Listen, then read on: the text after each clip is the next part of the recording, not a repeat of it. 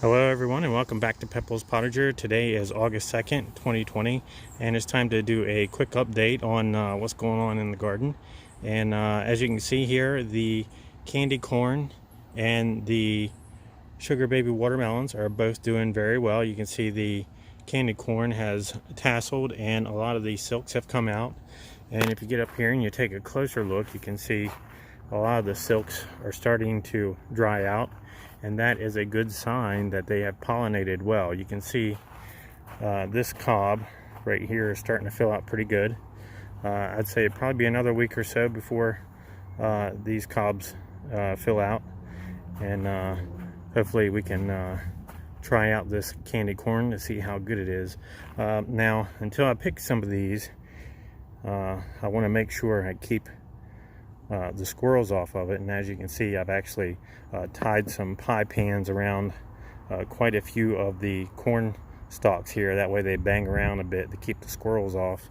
And I've never tried that before, so I'm curious to see how well it works. But so far, the squirrels have not tried to get in the corn as of yet. They have gotten a few tomatoes, but that's it. I may not have as many problems with squirrels as I've had in the past, probably because this year we actually took out the big walnut tree that was here in the back, and so that may have helped out a little bit because the tree was actually dying and they were climbing all over it. So getting rid of that tree probably helped minimize the squirrels this year, but they did get a few tomatoes. And moving on, we'll take a look at the sugar baby watermelons here. You can see I do have some watermelons there. There's one right there. Another one right here. There's two. And another one here. That's three. Four. Number 5 over here. And I think there's quite a few other ones here that haven't got quite as big. You can see right there is a small one. And so the sugar babe watermelons are doing pretty good. Right now they're kind of small, and I hope they keep on getting bigger. They look like they haven't grown quite that much in the past couple days, but hopefully they're not stunted or anything. But they seem to be growing a little bit slower, so I'm not sure how they'll turn out, but hopefully good. Maybe they're just slowing down just for a week or so. Maybe they'll pick back up. But I don't grow watermelons too often, so hopefully they do very well this year. And moving on down this way, you can see the bean arbor is doing very, very well. We do have a few green beans in there now that could be picked. You can see there's a few hanging on in there, and lots of blossoms, so we'll probably be picking a lot of the Blue Lake stringless green beans here soon, and can't wait to do that. And we're gonna walk around here, take a look at the front of this bed, and as you can see, these are the sweet potatoes. They're still coming along. It looks like some of the leaves are starting to yellow a little bit, so maybe time to pick here before too long. I'm not sure. Maybe I'll just wait for the vines to get a lot more yellow than this before I try to pull any of them out. But we'll just wait and see how it does. And over here in the strawberry bed, I did have a cucumber plant growing in here. It was a Diva cucumber. I got at least 4 cucumbers off the plant, but I kept it kind of small so it didn't overwhelm the strawberries, so I didn't get very many off of that plant. But you can see the strawberries are still doing very good. Lots of runners taking off in here, but I'm gonna go ahead and let those runners go where they want, and maybe we'll have more plants by next year. They say you're supposed to not let it place runners, but I don't think it'll hurt anything. If anything, we'll have more strawberry plants next year than we did this year, so we'll just wait and see how it does. And look right there, there are at least 3 strawberries that are growing, and then some over here on this plant. So not doing too bad right now. Maybe we'll get a few strawberries here before fall gets here. Maybe we'll even have more, but maybe we'll get quite a bit by fall. Who knows? We'll wait and see. And moving on over here, this is the sugar cube melons, and you can see they are doing very, very well. The vines are growing out of the beds into the middle of the Potager Garden, almost over to the cherry tree, and I'm just going to let them keep on growing.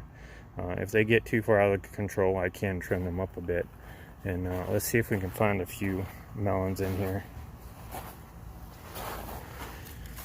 You can see there's one right there. There's another one right beside it, and third one right there. So quite a few melons growing here. They're doing better sprawling across the ground than they did on my trellises the past 2 years. So looking very good. Can't wait to pick some of these. These sugar cube melons are one of my favorite things to grow out here. So looking very good. Oh, over here we do have the kale. Not looking so good right now. I've neglected them, and the broccoli. So not doing that great. Lots of insect damage there. So I may need to trim it up and spray something on it. I did spray something on it the other week, and then I forgot all about it and never came back to check, and then we started getting more insect damage. So but I tend to neglect the cool weather crops during the middle of summer anyway. Maybe I'll plant some more. Maybe I'll plant some new kale plants for fall. We'll just wait and see how it goes. But we'll turn around here and take a look at the pumpkins here. The pumpkin plants are doing very, very well. I have 3 of them, and they're growing in between the blackberry bushes here. And let's see if we can find pumpkin here. I think we do have one right here, and there might be another one there on that other vine as well. But looking very good. Kids are looking forward to pulling some pumpkins off here this year, so I hope they do well. And then around here to the Cherokee purple, you can see I do have some tomatoes on there, some more Cherokee purples. And they have reached the top of the trellis as well. And some of these are cracking here a little bit. We had some rain last night, so I think some of them started to crack here today. But I still have picked at least 20 to 30 Cherokee purples off of these, off the front and the back, and I'm pretty pleased with how they're doing. We got quite a few more big ones here going. Those aren't cracked like some of the other ones are, but doing pretty good. And then the Brandywines, honestly, I think they've been doing better than Cherokee purples this year. I've gotten quite a few very large Brandywine tomatoes off here that I have sitting on the counter in the kitchen there. So looking very, very good. Quite a few more big tomatoes left on there to pick. Even some on the back side here. There's some nice big ones right here. Another really big one here. So lots more tomatoes to go. So we'll be picking these for a while. Hopefully they last into the fall. We'll just wait and see. As you can see also, I do have some leaf miner damage. Haven't really sprayed the plants a lot this year with any kind of neem oil or anything because it's been very hot this year. July was constantly temperatures in the mid-90s, and I just couldn't spray the neem oil because it was just way too hot, and I felt that they would probably burn some of the leaves on the tomato plants. So the main problem I'm having here right now is probably just the leaf miners, and maybe sometime this week I'll be able to spray the neem oil when temperatures get down into the mid-80s. I think that's what they're calling for, mid-80s later in the week. So, and you can see a lot of the older foliage on the Brandywines are starting to not look so great, but that's usually typical for August. Tomato plants typically don't look as well during late July and early August because they've really been sucking all the nutrients out of the soil, and what this here is magnesium deficiency on the lower leaves here, so that's what's causing that. I could probably hit it with some Epsom salts and that would probably help it, but magnesium deficiency doesn't seem to hurt the tomatoes very much. It just kind of discolors the leaves a little bit.